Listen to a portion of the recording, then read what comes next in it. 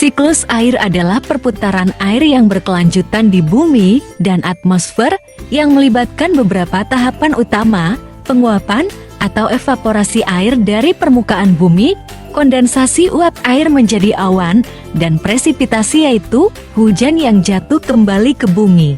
Secara sederhana siklus air terjadi melalui beberapa tahap. Yang pertama yaitu tahap evaporasi, lalu kondensasi, dan yang terakhir yaitu presipitasi. Berikut ini adalah penjelasannya. Yang pertama yaitu evaporasi adalah proses penguapan yang berasal dari laut, sungai, danau, dan badan air lainnya. Yang kedua adalah kondensasi. Kondensasi merupakan proses perubahan air dari gas menjadi cair atau yang dikenal dengan istilah pengembunan, yang merupakan kebalikan dari evaporasi atau penguapan. Akibat adanya kondensasi adalah air akan berkumpul membentuk awan hitam yang siap turun di suatu tempat ketika telah mencapai titik jenuh. Yang ketiga adalah presipitasi. Dapat terjadi karena adanya pendinginan dan penambahan uap air sehingga air yang membentuk awan mencapai titik jenuh. Semakin banyak uap air yang terbentuk di atmosfer, maka tetesan air yang dibawa awan akan semakin banyak dan semakin berat. Ketika awan tidak mampu menampung banyak air yang tertampung, maka air tersebut akan dikeluarkan dalam bentuk hujan. Semua makhluk hidup, baik manusia, hewan, dan tumbuhan di dunia ini sangat membutuhkan air. Manusia membutuhkan air untuk minum, mandi, mencuci baju, dan untuk melakukan kegiatan lainnya. Hewan membutuhkan air untuk minum, dan tumbuhan membutuhkan air untuk berfotosintesis. Hal tersebut menunjukkan bahwa air merupakan salah satu sumber kehidupan. Air termasuk sumber daya alam yang dapat diperbaharui. Ini berarti jumlah air di bumi tidak akan habis dan akan terus ada. Hai anak-anak, pernahkah kalian melihat air di pantai? Ternyata airnya bisa menguap loh. Yuk, cari tahu kenapa air di pantai bisa menguap. Kira-kira bagaimana ya proses terjadinya penguapan? Yuk, kita cari tahu bersama-sama.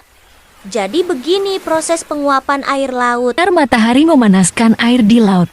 Panas itu membuat air laut menjadi uap. Nah, jadi proses yang terjadi tadi adalah proses penguapan, yaitu proses perubahan air menjadi uap. Semakin panas cuaca, maka semakin banyak air yang menguap. Coba bandingkan. Di cuaca yang panas, air lebih cepat menguap. Sedangkan di cuaca yang mendung, penguapannya menjadi lebih lambat. Lalu kemana perginya uap itu? Apakah menghilang? Uap air naik, membentuk awan. Setelah itu, turun lagi menjadi hujan. Ini bagian dari siklus air. Seperti ini gambarannya. Tahukah kamu, panas matahari juga membantu nelayan menjemur ikan. Ini adalah contoh penguapan di kehidupan pesisir laut sehari-hari. Sekarang ayo kita buktikan. Siapkan baskom berisi air dan letakkan di bawah sinar matahari bersama teman sekelompokmu. Dari percobaan, kita tahu bahwa panas matahari mempercepat penguapan. Setelah menyimak tayangan tentang siklus air, mari kita kerjakan soal evaluasi untuk mengetahui pemahaman kita ya. Kalau di pantai banyak angin, kira-kira penguapannya lebih cepat atau lambat? Ya benar. Jawaban yang tepat adalah lebih cepat. Karena angin menghilangkan uap air yang sudah menguap dari permukaan air. Selanjutnya, ada soal lagi. Jawab ya. Semakin panas cuaca di pantai, maka jumlah air yang menguap akan semakin sedikit atau banyak ya? Ya, benar sekali. Karena semakin panas cuaca, semakin besar energi panas yang diterima air. Energi ini membuat molekul-molekul air bergerak lebih cepat hingga mudah berubah menjadi uap. Akibatnya, jumlah air yang menguap menjadi jauh lebih banyak dibanding saat cuacanya tidak panas. Selamat, kalian sudah mengenal dengan baik cuaca dan siklus air di bumi. Semoga kalian semakin paham bahwa setiap tetes air adalah bagian dari perjalanan panjang yang dimulai dari penguapan hingga kembali lagi ke bumi. Terima kasih atas partisipasinya. Wah, luar biasa sekali.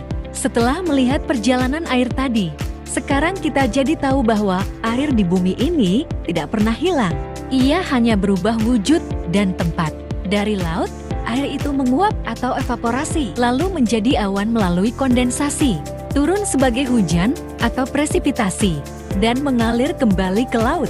Ternyata, siklus air ini sangat penting karena memastikan kita selalu punya air tawar untuk diminum dan digunakan dalam kehidupan sehari-hari.